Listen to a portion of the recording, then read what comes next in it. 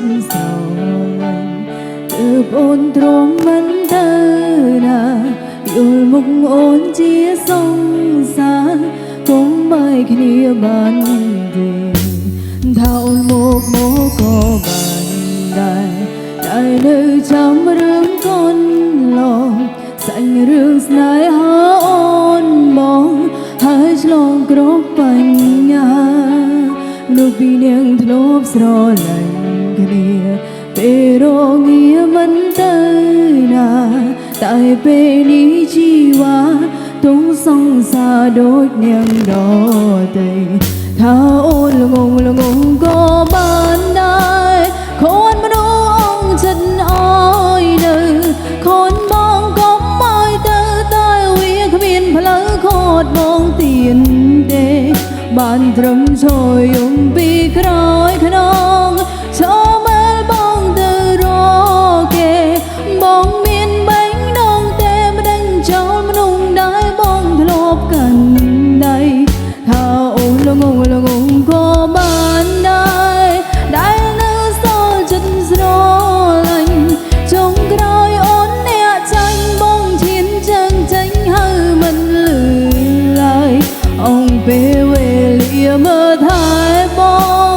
តែបងអើយគេនាងក្រោយឈ្មោះថ្មីអូនមានហើយបងនាងដឹងអើយគឺល្ងង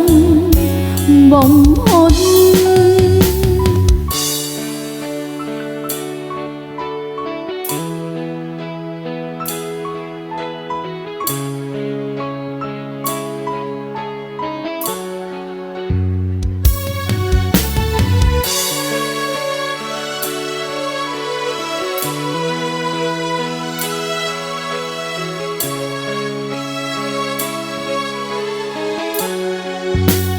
ថាអូនមក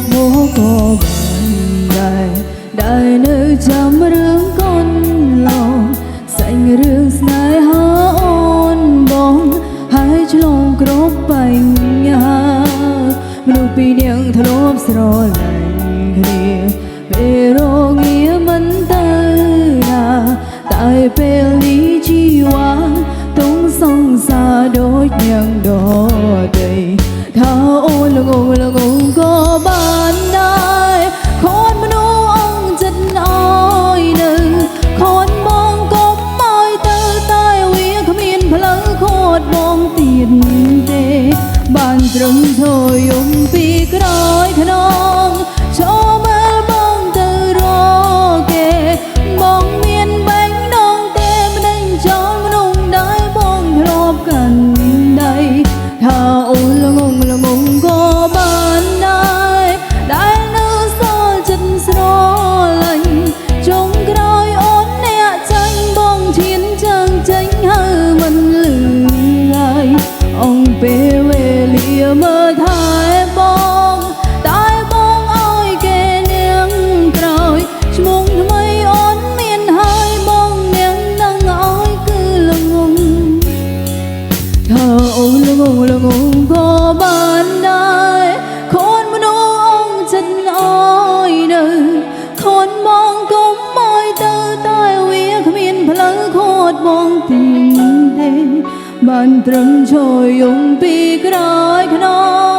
ឈរមើលបងទៅរកគេបងមានបែងដងតែមិនដឹងចោលមនុស្សដែលបងធ្លាប់កាន់ដៃថាអូនល្ងងក៏បានដែរដែលនៅសល់ចិត្តស្រឡាញ់ចុងក្រោយអូនអ្នកចាញ់បងឈានជើងចេញហើយមិនលឺឡើយអង្គពេល